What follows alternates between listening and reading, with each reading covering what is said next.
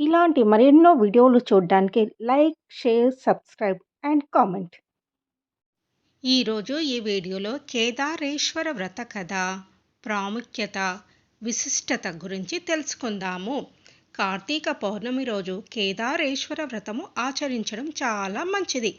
అలా కార్తీక పౌర్ణమికి కేదార వ్రతము ఆచరించలేనటువంటి వారు ఈ కేదార వ్రత కథను చదువుకున్నట్లయితే విశేషమైన ఫలితం లభిస్తుంది. పరమేశ్వరుని అర్ధాంగి పార్వతి తన పతి శరీరంలో అర్ధభాగం పొందు నిమిత్తం చేసిన వ్రతమగు కేదారేశ్వర వ్రతం గురించి చెప్తాను. శ్రద్ధతో వినవలసిందని సూతుడు సౌనకాది మునులకు చెప్పెను. శివుడు పార్వతీ సమేతుడై కైలాసంన నిండు సభయందు కూర్చొని యుండెను. సిద్ధ, సాధ్య, కింపురుష, యక్ష, గంధర్వులు శివుని సేవించుచుండిరి. దేవగణమును శివుని స్తుతించుచుండిరి. ఋషులు, మునులు, అగ్ని, వాయువు, వరుణుడు, సూర్యచంద్రులు, తారలు, గ్రహాలు, ప్రమదగణాలు, కుమారస్వామి, వినాయకుడు, వీరభద్రుడు, నందీశ్వరుడు సభయందు ఉన్నారు. నారద తంబురాదులు శివలీలను గానం చేస్తున్నారు. రసాల, సాల, తమాల, వకుల, నారీకేల, చందన, పనస, జంబూ వృక్షములతోనూ, చెంపగ, పున్నాగ, పారిజాతాది పుష్పములతోనూ, మణిమయ మకుట కాంతులతో చెలువొందు నదీనద పర్వతములతోనూ చతుర్దశ భువనాలు పులకిస్తున్నాయి. అట్టి ఆనంద కోలాహలంలో భృగురిటి అను శివభక్తి శ్రేష్ఠుడు ఆనంద పులకితుడై నాట్యమాడసాగాడు. అతడు వినోద సంభరితములగు నాట్య గతులతో సభాసదులను శివుణ్ణి మెప్పించుచుండెను. శివుడు అతన్ని అభినందించి అంకతలమున గల పార్వతిని వీడి సింహాసనం నుండి లేచి భృగురిటిని తన అమృత హస్తంతో తట్టి ఆశీర్వదించాడు. అదే అదనునందు కృంగి మొదలు గల మందిమాగతులు శివునకు ప్రదక్షిణం చేసి నమస్కరించారు.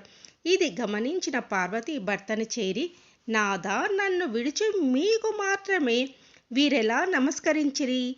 ఆటపాటలతో మిమ్ము మెప్పించి మీ నుండి నన్ను వేరుపరిచి ఇటేలా చేసితిరి అని ప్రశ్నించడు. అంత సదాశివుడు సతీమణి పార్వతిని సంధించుటకు తీసుకొని, దేవి, పరమార్థ విధులగు యోగులు నీ వలన ప్రయోజనం కలగజేయబడదని నిన్ను ఇట్లు ఉపేక్షించి నాకు మాత్రమే నమస్కరించారు అని జవాబిచ్చాడు. సాక్షాత్ పరమేశ్వరుని ఇల్లాలినయ్యుండి యాదండ ప్రణామములకు నోచుకోని అయోగ్యురాలనా అని కోపగించి ఈశ్వరునితో సమానమగు యోగ్యతను అర్జించుకొనుటకై తపస్సు ఆచరించుటకు నిర్ణయించుకొన్నది. కైలాసమును వదిలి శరభ, శార్దుల, గజములు గల నాగ, గరుడ, చక్రవాక, పక్షి సముదాయములతో నానావిధ ఫల పుష్ప తరుల తదాలతో కూడుకున్న సస్యశ్యామలమైన గౌతమాశ్రమానికి వచ్చింది. ఆశ్రమవాసులామను చూసి అతిథి మర్యాదల్లో నరించి, తల్లి, నీవెవరవు? ఎవరి దానవు? ఎటనుంచి వచ్చితీవి? నీ రాక గల ఆంతర్యం ఏమిటి అని పార్వతిని ప్రశ్నించారు.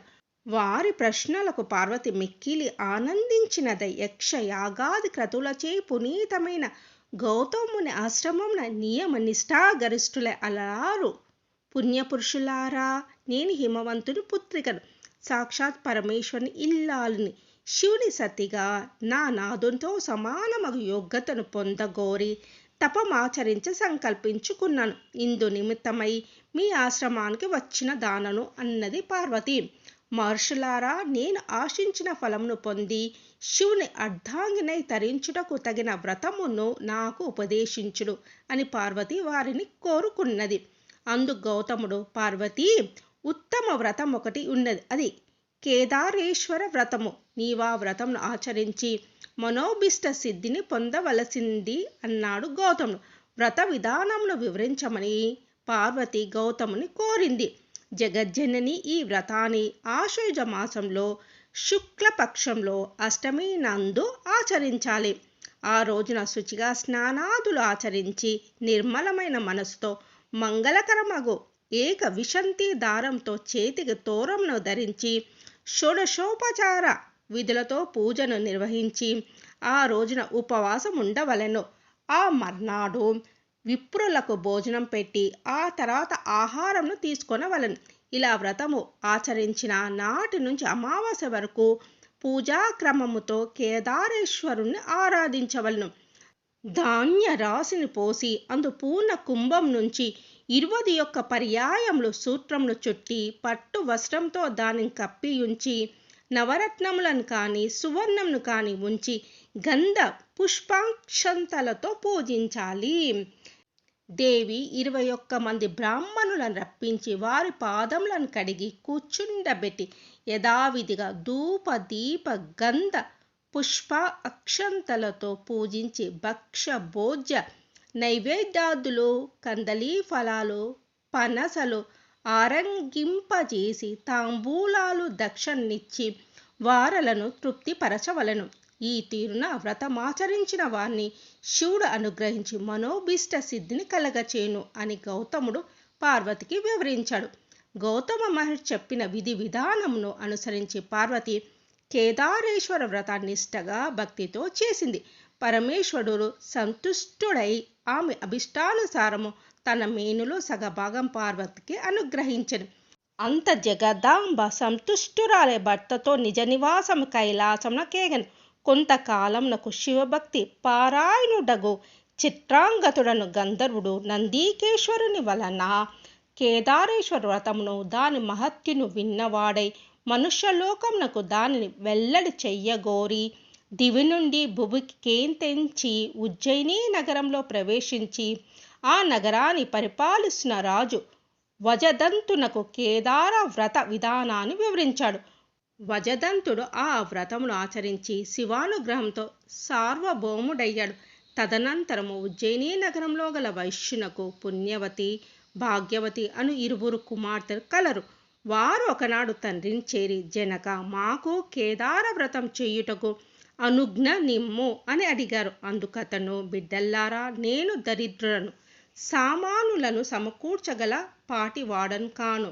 మీరు ఆ ఆలోచన మానుకోండి అని పలికెను. అందుక వైశ్యపుత్రికలు నీ అనుజ్ఞయే మాకు ధనము, అనుజ్ఞ ఇవ్వవలసిందిగా కోరుకున్నారు. వారిరువురు ఒక వటవృక్షం కింద కూర్చొని తోరము కట్టుకొని పూజను భక్తితో చేసుకున్నారు. మహేశ్వరుడు వారలకు పూజా సామగ్రిని అనుగ్రహించాడు.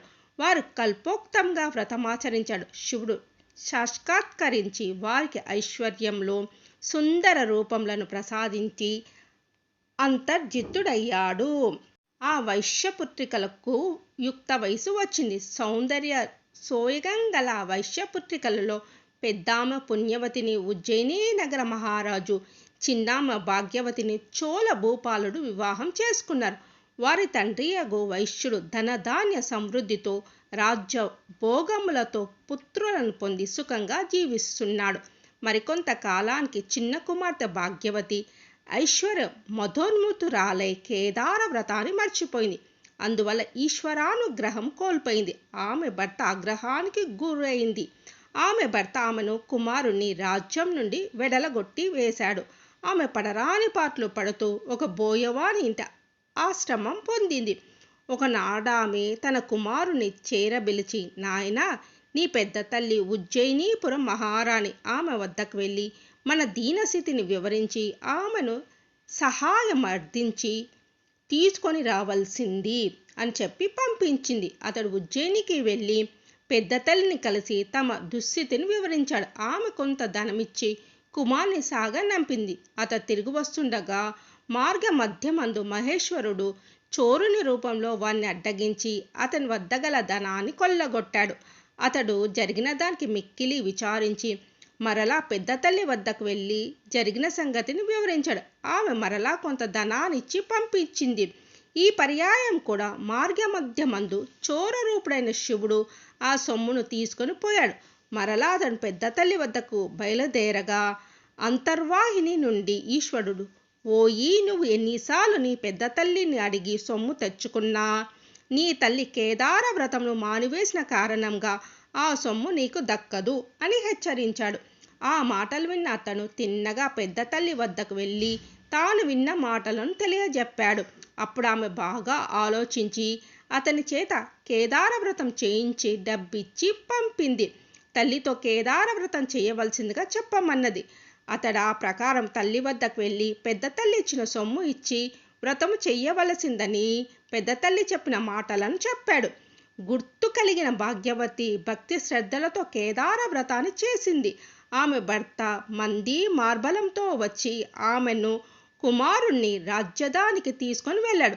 భాగ్యవతి ప్రతి సంవత్సరం కేదార వ్రతం చేస్తూ శివానుగ్రహం పొంది సుఖశాంతులతో సౌభాగ్య సంపదలతో జీవించింది.